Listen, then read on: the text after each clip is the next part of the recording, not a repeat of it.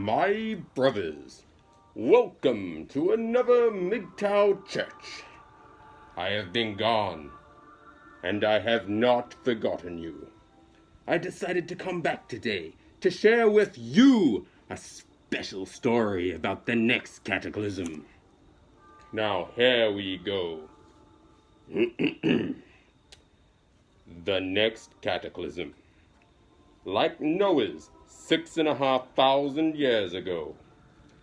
Like Adam and Eve's 11,500 years ago. This too will come to pass.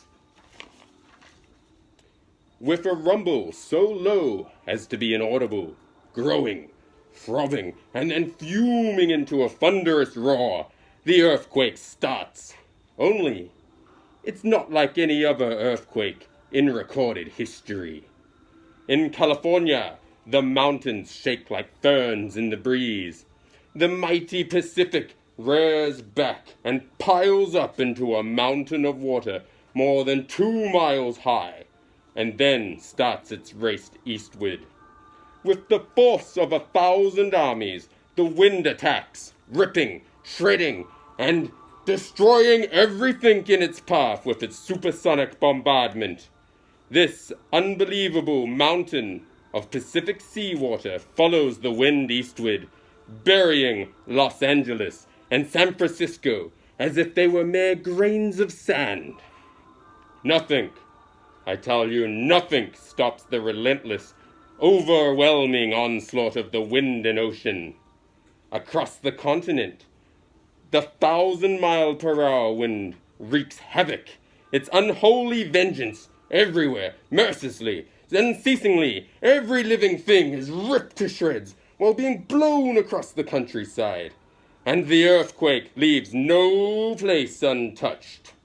In many places, the earth's molten sublayer breaks through and spreads a sea of white-hot liquid fire to add to this holocaust. Within 3 hours, the fantastic water wall moves across the continent, burying everything the wind-ravaged land has, under 2 miles of seething water, coast to coast. In a fraction of a day, all vestiges of civilization are gone, and the great cities, Los Angeles, San Francisco, Chicago, Dallas, New York, are nothing but legends. Barely a stone is left where millions walked just a few hours before. A few lucky ones will manage to survive and find shelter from the screaming wind on the lee side of Pikes Peak, watching the sea of molten fire break through the quaking valleys below. The raging waters follow, piling higher and higher, steaming over the molten earth fire, rising almost to their feet. Only great mountains such as this can withstand the cataclysmic onslaught. North America is not alone in her death throes.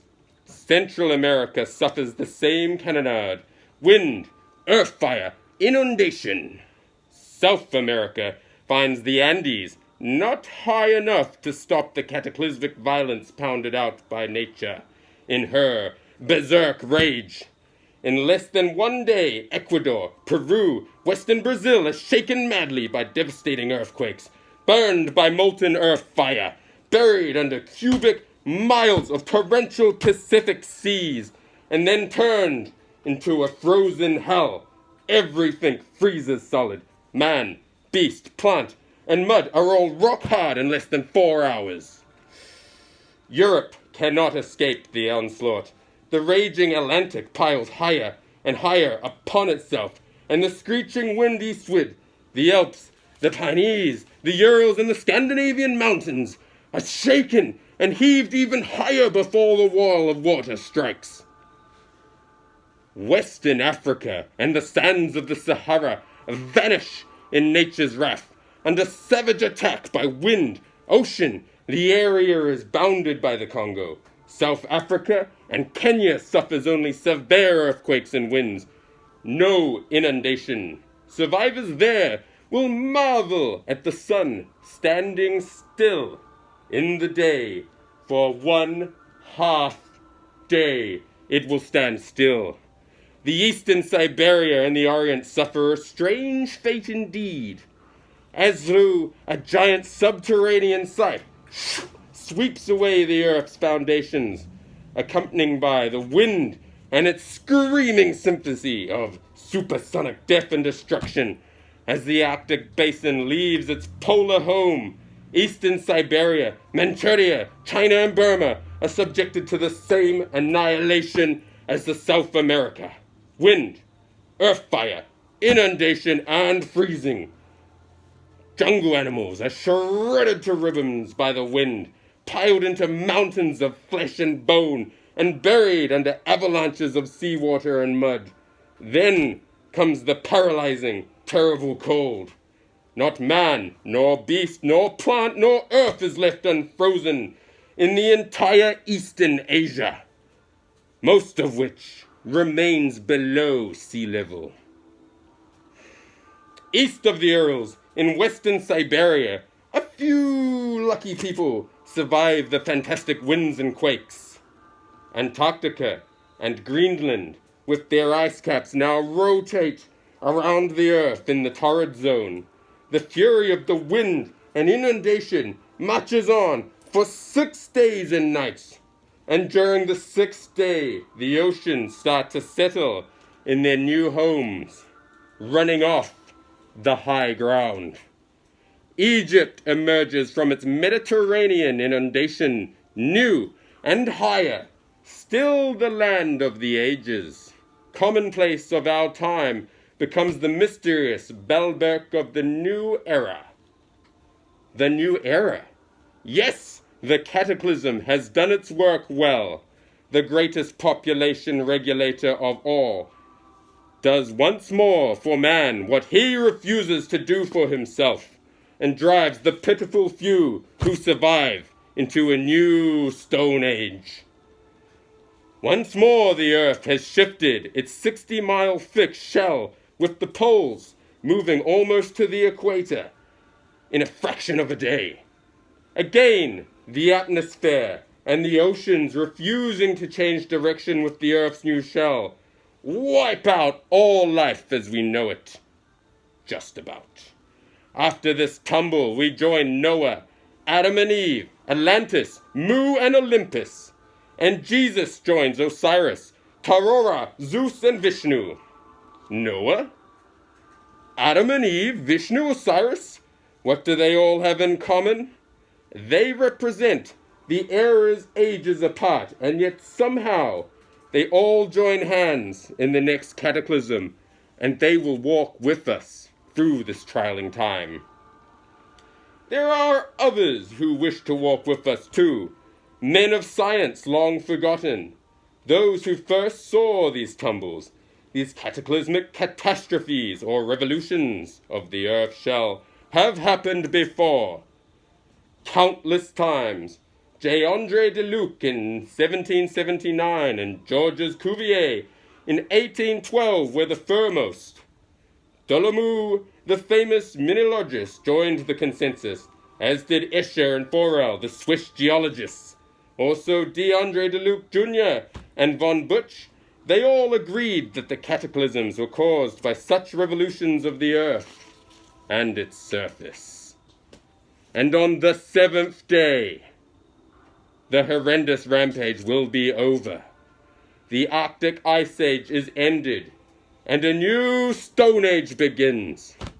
The oceans, the great homogenizers, have laid down another deep layer of mud over the existing strata in the Great Plains, as exposed in the Grand Canyon, Painted Desert, and the Badlands.